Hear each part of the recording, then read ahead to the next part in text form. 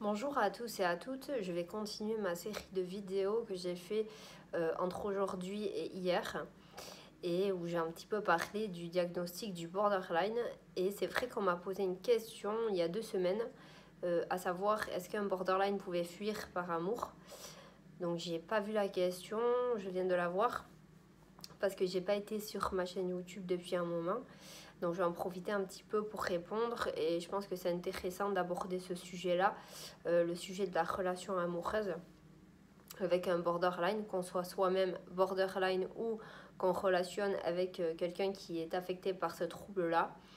C'est quand même un point déterminant dans la maladie, le fait d'entretenir une relation quand on est borderline.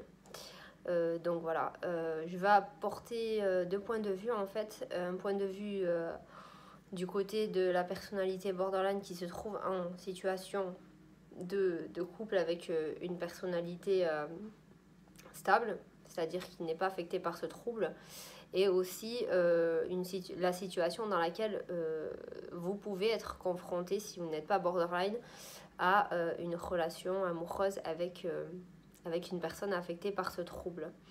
Donc déjà, ce qu'il faut savoir, c'est que la relation amoureuse, elle est source de souffrance énormément pour le borderline, parce que il y a beaucoup d'enjeux affectifs en fait. C'est dans la relation amoureuse que va vraiment se révéler la peur de l'abandon, la peur de rejet. Donc quelque chose qui à la base est censé être sain et vous faire évoluer peut vous faire extrêmement souffrir si vous êtes atteint de ce trouble-là, parce que vous allez vivre avec une perpétuelle peur, en gros, de perdre la personne que vous aimez, de ne pas être à la hauteur, et va s'en suivre plusieurs comportements qui vont mettre en danger la relation, en fait. Donc pour un borderline, c'est vraiment source d'angoisse d'être en couple. S'il n'a pas fait un travail sur lui-même et s'il n'a pas un petit peu pensé ses blessures, c'est très très compliqué de prendre sur lui. Ça va être beaucoup de conflits, une énorme peur d'être abandonné. Et il peut y avoir des situations où la personne borderline va vraiment provoquer elle-même la rupture par peur de souffrir. Et c'est ce que m'expliquait la personne qui m'a posé cette question.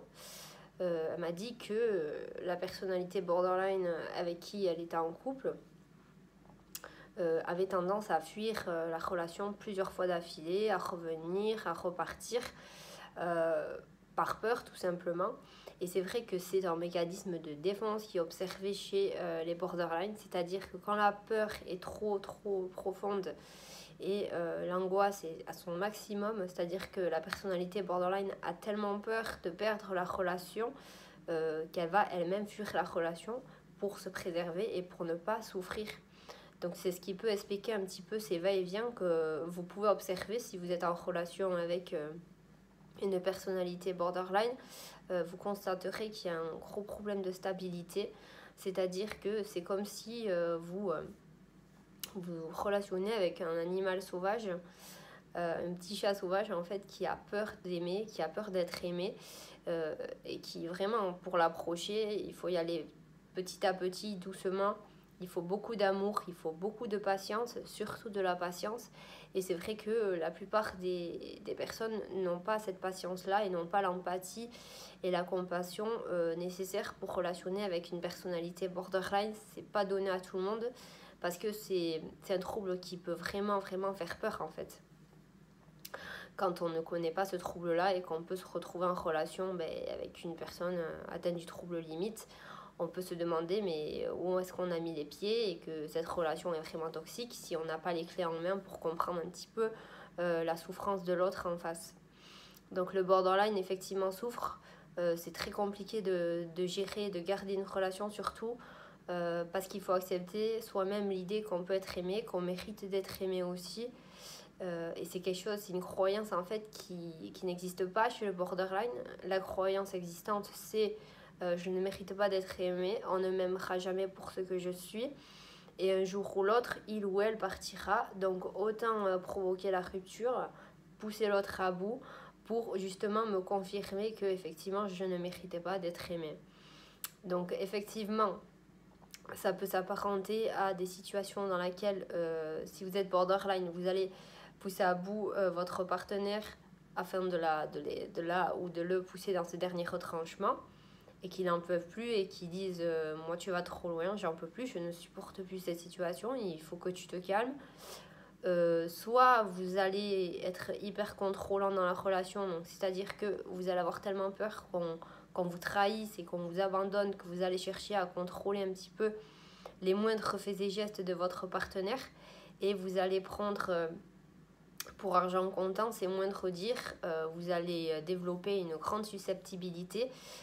Toute reproche qui pourra vous être faite sera une attaque personnelle en fait pour vous-même si vous êtes borderline, c'est-à-dire que une remarque, un reproche pourrait être aussi assimilé à une menace de rupture. Enfin, c'est comme ça que vous allez percevoir la chose. Enfin, moi, c'est comme ça que je percevais les choses au début. Euh, quand j'arrivais pas justement à me stabiliser dans une relation, il suffisait qu'il y ait par exemple une reproche, que je m'imagine directement que tout était fini et quitte à pousser l'autre vers la porte, je le faisais parce que j'avais aussi peur de souffrir et je souffrais aussi par derrière. Donc il y a quand même cette culpabilité dans le sens où si la personnalité borderline fait tout pour provoquer la rupture, y arrive ou encore fuit la relation, il y a quand même un sentiment de culpabilité et de honte qui est vraiment très très très présent.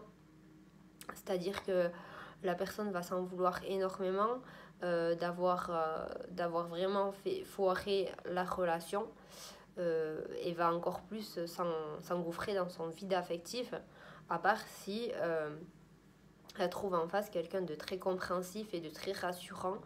Mais ça, voilà, c'est pas donné à tout le monde et c'est vrai que la plupart des personnes n'ont pas cette capacité-là à entretenir une relation avec une personnalité limite, dans le sens où si vous êtes un petit peu fragile psychologiquement en tant que vous non borderline, ça peut effectivement vous affecter d'entretenir une relation avec une personnalité d'état limite. Mais c'est pas impossible, il y a quand même des jolis couples qui se font. Il faut quand même voir le bon côté des choses. C'est quand même une relation assez passionnée. C'est une relation quand même haute en couleur. C'est-à-dire que c'est pas une relation où on s'ennuie. Il y a des très hauts, il y a des très bas, ça c'est sûr. Et si vous avez tout l'amour et la patience nécessaires pour relationner avec une personne borderline, tôt ou tard vos efforts vont payer, parce que en fait ce qui manque aussi au borderline, c'est vraiment la confiance. C'est quelqu'un qui n'a pas pu faire confiance en la vie, qui a été vraiment blessé et trahi dans son enfance, que la personne va vous voir comme un ennemi potentiel en fait, alors que vous ne lui voulez que du bien. Et c'est difficile de recevoir de l'amour, par exemple, quand on n'en a pas eu soi-même dans son enfance, quand on a connu des choses vraiment dramatiques. C'est difficile d'accepter quelqu'un en face qui vous accepte tel que vous êtes et qui est prêt à vous donner tout votre amour quand vous n'avez pas reçu cet amour-là nécessaire à votre développement, ou que vous avez vraiment été abusé ou maltraité, ou je ne sais pas, hein, ça dépend des traumatismes que vous présentez, mais ça peut faire peur effectivement. Oui, donc voilà, c'est vrai que pour répondre à la question, c'est normal que la personnalité borderline fasse des allers-retours dans la relation. Et là, pour cette situation-là, j'ai peut-être un petit conseil à donner. C'est-à-dire que si, par exemple, vous relationnez avec une personnalité borderline et que vous constatez que la personne a tendance à partir, à revenir, et que vous, en fait, ça vous affecte ces départs, ces ruptures à répétition, la personne en face va sentir votre peur et va encore plus avoir peur en fait. En fait, si vous êtes réactif à sa souffrance, elle sera réactive à la vôtre aussi. Donc je sais très bien que c'est difficile de vous demander de rester stable et de rester centré quand la personne que vous aimez en face part, revient et repart. C'est un yo-yo affectif qui peut faire très très mal. Mais en fait, c'est comme un animal sauvage, c'est-à-dire que c'est quelqu'un qui va partir pour voir si vous tenez à lui aussi, tout simplement. Hein. Ça peut être aussi des tests. Je sais que ça peut paraître fou, mais le borderline a tendance un petit peu à tester l'amour que l'autre peut avoir pour lui, pour voir jusqu'où il peut aller. Donc Par exemple, si vous laissez partir cette personne et que vous restez centré, équilibré et que vous vous dites c'est sa peur qui parle, c'est sa souffrance qui parle, il ou elle reviendra. Et quand bien même il ne reviendra pas, je ne lui ai voulu que du bien. Mais en général, si vous avez un comportement stable et rassurant, la personnalité borderline n'aura plus de raison de fuir par la suite. Parce que tout ce qu'elle a besoin, en fait, c'est de la stabilité, de l'engagement et de la confiance. Donc, c'est-à-dire que c'est une personne qui va vraiment avoir du mal à vous faire confiance au début. Mais une fois qu'elle vous fera confiance, elle vous le rendra fois 100. Toute la patience et tout l'amour que vous auriez pu lui apporter et que vous allez lui apporter puisque vous êtes toujours là. Et déjà, ça, c'est un cadeau aussi d'être là. Quand une personne souffre psychologiquement, c'est beau parce que la plupart des personnes abandonnent. Et heureusement qu'il y a des personnes qui ont la patience et qui ont cette faculté-là de se mettre en empathie avec des personnes qui souffrent énormément psychologiquement. Donc voilà, moi je dirais que voilà, il faut voir ça un petit peu comme un animal sauvage, il faut le laisser partir, revenir. Et puis à un moment, c'est comme un chat en fait, hein. Vous lui donnez à manger, vous lui donnez de l'amour. C'est un chat sauvage à la base. Il va partir parce qu'il a peur, mais il va revenir parce qu'il sait qu'il aura à manger, qu'il sera bienveillant, que vous serez bienveillant avec lui. Et qu'il n'y a pas de raison de s'inquiéter puisque vous êtes toujours là, vous êtes stable, vous n'êtes pas dans le froid, vous n'êtes pas dans la colère, parce que si vous aussi vous mettez en colère et vous réagissez à sa fuite, en fait, ça va encore plus faire peur à la personnalité borderline, parce que c'est une personnalité aussi un petit peu phobique de l'engagement, qui a peur de l'abandon. Et si elle voit en face d'elle une personne qui est aussi instable, ça va être compliqué. Donc voilà, moi je pense qu'il faut avoir un attachement assez sécure de ce côté-là pour relationner avec une personnalité borderline. Et quand on est borderline soi-même, c'est vraiment réapprendre à faire confiance, se dire qu'on a le droit d'avoir une relation, on a le droit d'être aimé et qu'il n'y a pas de raison qu'on finisse pas sa vie tout seul. C'est pas possible. Je pense qu'à un moment donné, il faut aussi savoir se remettre en question.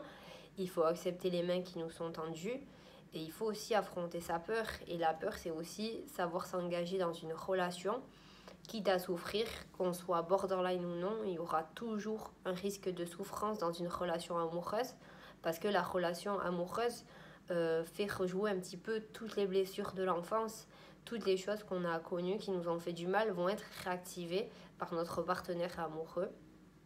Et ça, il n'y a pas que pour les borderline, c'est le cas pour tout le monde. Sauf que tout le monde n'a pas la même capacité à vivre les choses d'une manière plus ou moins bien, en fait. Tout le monde n'a pas la capacité, justement, de pouvoir vivre sereinement une relation.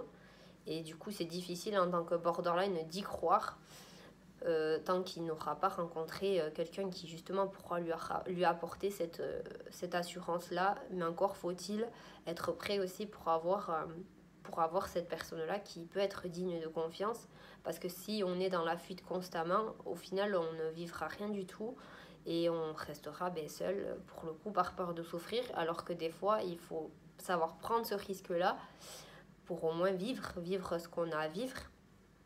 Et arrêter de se poser 100 000 questions et se dire qu'on va finir abandonné à tout prix. Parce qu'après tout, l'autre peut nous abandonner, mais nous pouvons aussi abandonner l'autre. C'est pas forcément l'autre qui est susceptible de nous rejeter. On a le droit aussi de choisir qui est bon ou qui n'est pas bon pour nous. Et c'est pas aussi pour cette raison-là qu'il faut se jeter dans les bras de relations toxiques, de relations malsaine parce on pense ne pas mériter d'être aimé. En fait, non, pas du tout. Je pense qu'il faut aussi se donner le choix soi-même.